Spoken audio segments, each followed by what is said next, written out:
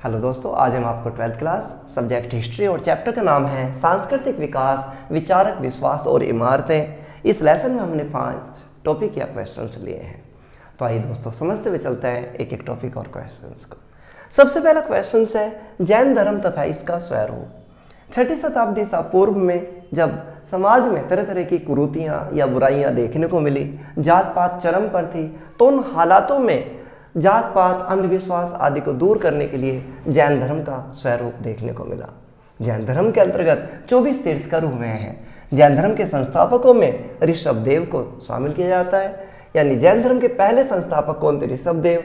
24 तीर्थकरों में दूसरे तीर्थकर अजितनाथ, तीसरे संभवनाथ, नेक्स्ट 23वें पार्श्वनाथ और 24वें तीर्थकर का नाम महावीर स्वामी था, जिनका जन्म 540 BC में बिफोर क्राइस्ट वैशाली के कुंडग्राम में हुआ।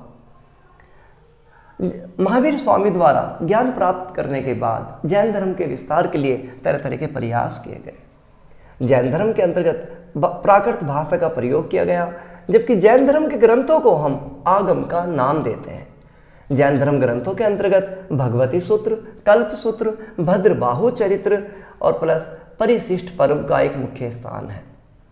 बात आती है कि जैन धर्म से संबंधित कौन कौन से स्थल हैं। तो जैन धर्म से संबंधित स्थलों के अंतर्गत ओडिशा का हाथी गुम्फा अभिलेख, राजस्थान के माउंट आबू में दिलवाड़े के जैन मंदिर, मथुरा में जैन मंदिर का स्वरूप, हड़प्पा जैन धर्म से संबंधित प्रमुख स्थल हैं। इसके अलावा देश के अन्य भागों में भी जैन तीर्थकर स्थल देखे जा सकते हैं। बात आती है कि जैन धर्म कितने भागों में डिवाइड हुआ। तो जैन धर्म आगे चलकर 2 मतों 2 भागों में बटा, जिनमें एक का नाम श्वेतांबर, दूसरे का नाम दिगंबर। श्वेतांबर जिन्होंने श्वेत वस्त्र को धारण किया, दिगंबर जिन्होंने नग्न रहना स्वीकार किया और माना कि हमारा आकाश ही हमारे अपने वस्त्र है।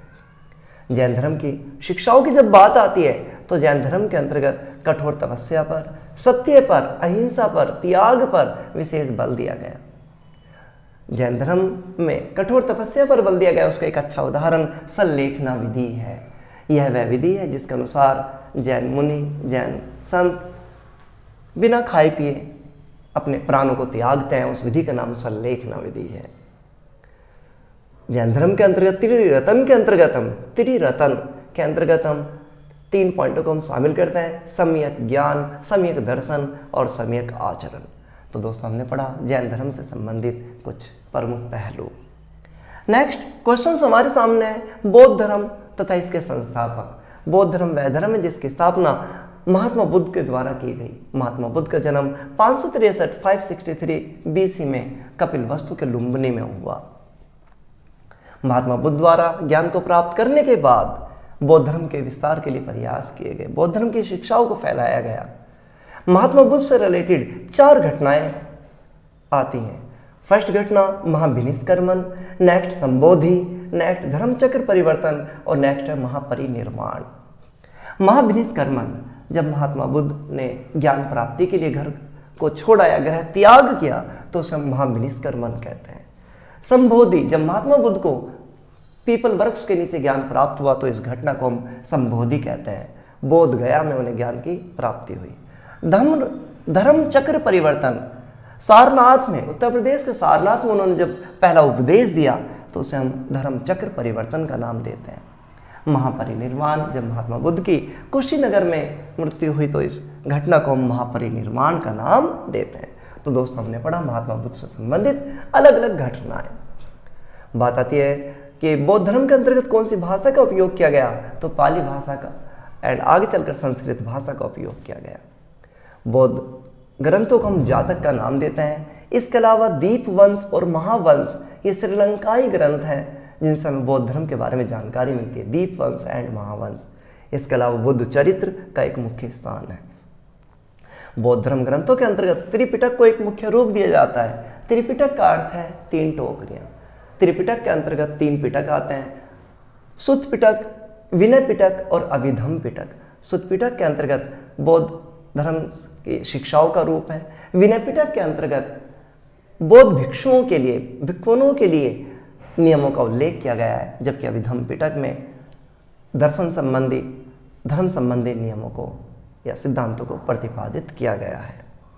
दोस्तों अब बात करते हैं कि बौद्ध धर्म से संबंधित स्थल किस रूप में जाने जाते हैं। तो बौद्ध धर्म से संबंधित स्थलों को हम 3 रूप में देखते हैं, विहार, चैत्य और स्तूप। विहार वह स्थान जहाँ बौद्ध भिक्षु रहते थे।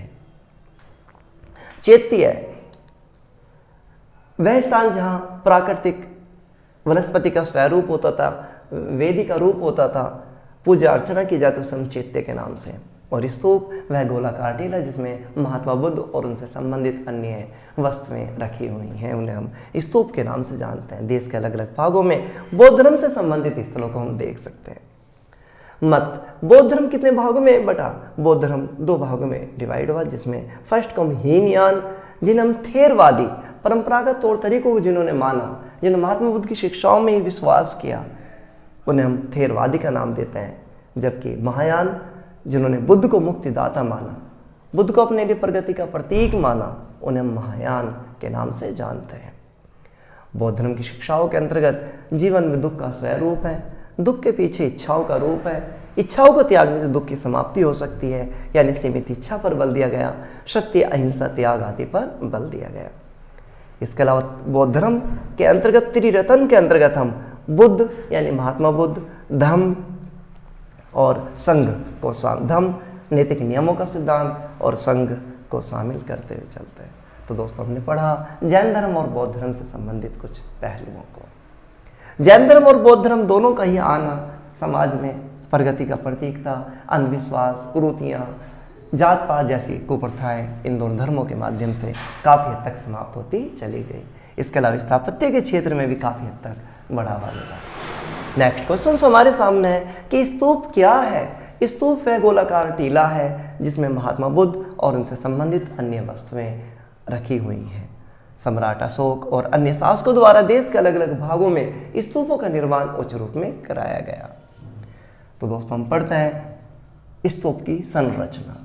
स्तूप के अंतर्गत अलग अलग संरचनाएं देखने को मिलती हैं, जिसमें हर्मिका, स्तूप के ऊपर की जो संरचना, जो छज्जानुमा संरचना है, उसे हमने हर्मिका का नाम दिया। स्तूप के ऊपर हर्मिका, हर्मिका से ऊपर जो मस्तूल संरचना निकलती है उसे यष्टि का नाम दिया गया। जबकि स्तूप के चारों ओर एक वेदिका होती है जो स्तूप को बाहरी दुनिया से अलग करती है। तो दोस्तों हमने पढ़ा स्तूप से संबंधित संरचना, हर्मिका, छज्जा, यष्टि, मस्तूल जो ऊपर की तरफ निकला होता है, और वेदिका जो चारों तरफ का वेदिका प्रोसेस था, उसे ही हमने वेदिका का नाम दिया। सांची और भरूच के स्तूप बिना अलंकरण के हैं। सांची और भरूच के स्तूपों में सिर्फ तोरण द्वारों पर ही नक्काशी की गई है। सांची, अब बात करते हैं सांची के स्तूपों में मूर्तिकला का स्वरूप। सांची के स्तूप में तोरण द्वारों पर नक्काशी की गई, जिसे मूर्तिकला का काफ़ी आकर्षक नमूना है।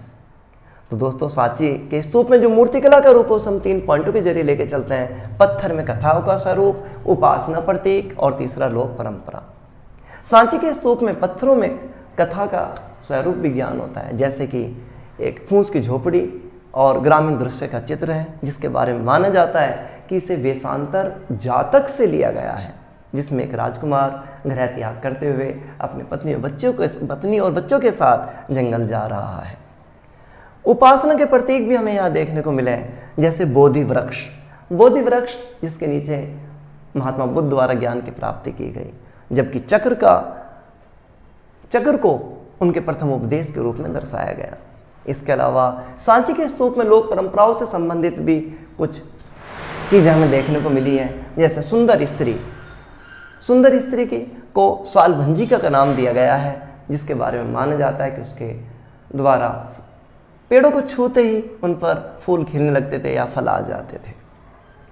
इसके अलावा हाथी को शक्ति और ज्ञान का प्रतीक माना गया, जबकि कमल तथा हाथियों के बीच महिला जो दिखाई गई है उसे या उन्हें महात्मा बुद्ध की माता माया के रूप में जाना गया है। तो दोस्तों हमने पढ़ा सांची का स्तूप तथा उसका स्ट्रक्चर। आगे सांची के स्तूप का संरक्षण कैसे हुआ, कैसे सुरक्षित है आज भी। तो सांची के स्तूप की सुरक्षा में सबसे बड़ा योगदान भोपाल के शासकों का रहा, जिन्होंने सांची के स्तूप की संरचना को यथावत स्थिति में रखा और उसकी सुरक्षा के लिए विशेष प्रयास किए। इसके अलावा सुल्तान जहां बेगम और शाहजहां बेगम के द्वारा भी सांची के स्तूप की सुरक्षा के लिए विशेष प्रयास किए गए। उनके द्वारा संग्रहालय का निर्माण किया गया तथा अतिथिशाला बनाई गई। इसके अलावा जॉन मार्शल द्वारा ग्रंथ का निर्माण किया गया जो सांची के स्तूप से संबंधित था। तो दोस्तों इन सब का परिणाम है कि आज सांची का स्तूप सुरक्षित अवस्था में है। नेक्स्ट, अमरावती के स्तूप की क्या नियति रही। जिस तरह सांची का स्तूप आज सुरक्षित रूप में है, उस तरह अमरावती का स्तूप दोस्तों सुरक्षित नहीं रह सका।